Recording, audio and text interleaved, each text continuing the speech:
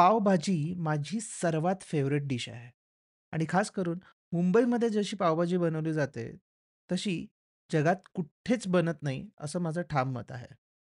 पण पावभाजी कशी तयार झाली? कोणाला आयडिया आली असेल, की सगळ्या भाज्या मिक्स करून टाकूया आणि पावाबरोबर मस्तपैकी खाऊया? चला तर मग जाणून घेऊयात एक्झॅक्टली काय झालं.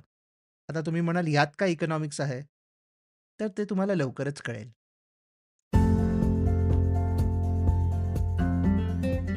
एपिसोड स्टार्ट करायच्या आधी एक छोटीशी अनाउन्समेंट. इकॉन गली मराठी पॉडकास्टला तुम्ही सर्वांनी आत्तापर्यंत खूप छान प्रतिसाद दिलात. हा पॉडकास्ट प्रोड्यूस करणं सोपं नाही आहे.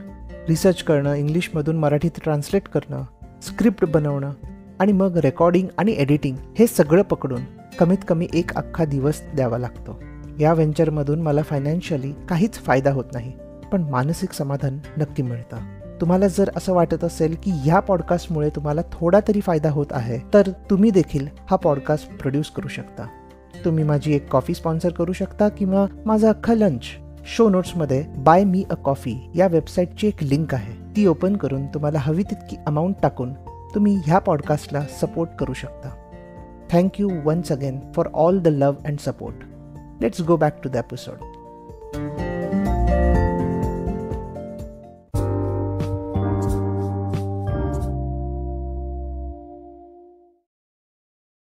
पावभाजी आणि अमेरिकेतले सिव्हिल वॉर यात डायरेक्ट कनेक्शन आहे.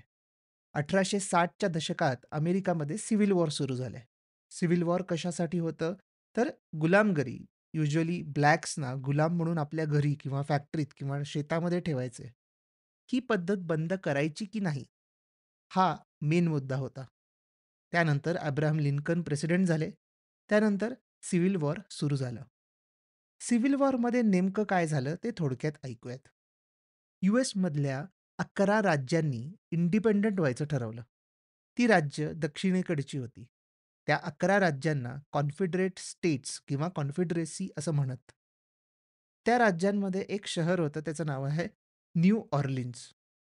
न्यू ऑर्लिन्स हे एक फार औद्योगिक शहर होतं आणि एक मुख्य पोर्ट किंवा बंदर होतं. त्याचं लोकेशनही एकदम बँग ऑन होतं. मिसिसिपी नदी जवळ असल्याने इंटरनली सुद्धा याचा ट्रेडसाठी वापर होत असे. साऊथ यूएसच्या वेगवेगळ्या प्लांटेशन्समधून कापूस हा न्यू ऑर्लिन्सकडे यायचा आणि मग तो सगळीकडे एक्सपोर्ट केला जायचा. अमेरिकेत पिकवलेल्या कापसापैकी निम्म्याहून अधिक कापूस न्यू ऑर्लिन्स बंदरातून जायचं. ते बंदर या 11 राज्यांसाठी सर्वात महत्त्वाचं ठरलं. त्यातून हत्यारं आणि मिलिटरीचं सामानही यायला लागलं. यूएस आर्मी आणि नेव्हीने त्या बंदरावर अटॅक करायचे बरेच प्रयत्न केले. नंतर एका वेगळ्या प्लॅननुसार या बंदराला ब्लॉक करण्यात आलं आणि तिथून कोणताच व्यवहार झाला नाही. ह्या घटनेनंतर इंटरनॅशनल मार्केट्समध्ये कापसाची डिमांड वाढायला लागली आणि मग मुंबईतल्या कापसाची डिमांडही वाढली. मुंबईतल्या मिल्स तासनतास सुरू राहिल्या आणि मिल वर्कर्सच्या जेवणाची व्यवस्था करण्यासाठी पावभाजी या डिशचा उगम झाला. रात्रीच्या शिफ्ट्स चालू असायच्या आणि त्यावेळेला कोण आणि काय जेवायला घालणार म्हणून रात्री लोकल मंडीमधून ज्या कोणत्या भाज्या उरल्या होत्या आणि त्या ऑलमोस्ट सडणार होत्या, तर अशा भाज्या एकत्र आणल्या, त्यांना मिक्स केलं आणि मग एक मिक्स भाजी तयार झाली. ही हिस्ट्री तर खूपच इंटरेस्टिंग आहे. पण वेट, जरा आपण आणखीन खोलात जाऊयात. जे या भाजीत जातं, त्याचा उगम कुठून झाला आहे, हे पण जाणून घेऊयात. तर पावभाजी बनवायला तुम्हाला काय लागतं? बटाटा, कांदा, टोमॅटो, कॅप्सिकम, गाजर, फरसबी, मिरची, बटर, मसाले आणि मग काही बारीक-सारीक गोष्टी असतील त्या आणि पाव. तर पाव मुळात हा शब्द पोर्चुगीज भाषेतला आहे, ज्याचा लिटरल ट्रान्सलेशन ब्रेड असंच आहे. ते जेव्हा इंडियामध्ये होते, तेव्हा त्यांनी बेकिंगची पद्धत आपल्याकडे इंट्रोड्यूस केली. त्यानंतर बटाटे. बटाटे ओरिजिनली आहेत साऊथ अमेरिकेमधले.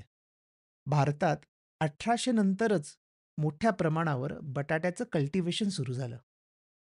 टोमॅटो, मिरची, भोपळी मिरची ओरिजिनली आहेत मेक्सिकोमधले आणि पोर्चुगीजांनी ते भारतात आणले. मग ब्रिटिशांनी गाजर, कोबी आणि फरसबी आपल्याकडे आणले.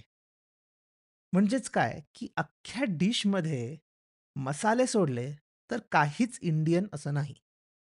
मग पावभाजी ही इंडियन डिश आहे की नाही? खरं तर पावभाजी ही अस्सल इंडियन डिश आहे. इन एसेन्स, इन्ग्रीडियंट्स वाईज नाही. भारतातल्या असंख्य डिशेसमधले इन्ग्रीडियंट्स आणि कुकिंग टेक्निक्स आपल्याला मुघल्स, ब्रिटिश, पोर्चुगीज आणि इतर कॉलोनायझर्सकडून मिळालेल्या आहेत. आणि भारताचं वैशिष्ट्य असं, की त्या सगळ्यांना आपण मस्त कोणत्यातरी मसाल्यात घालून त्यातून एक वेगळी डिश बनवतो, जी इंडियनाइज्ड असते. आपण त्या चायनीज डिशला देखील सोडलं नाहीये, राइट? तर हीच ती आपली आय थिंक खासियत आहे. आणखीन अशाच कोणत्या डिशेसच्या स्टोरीज तुमच्याकडे असतील, तर त्या मला नक्की कळवा. पुन्हा भेटू लवकरच पुढच्या भागात.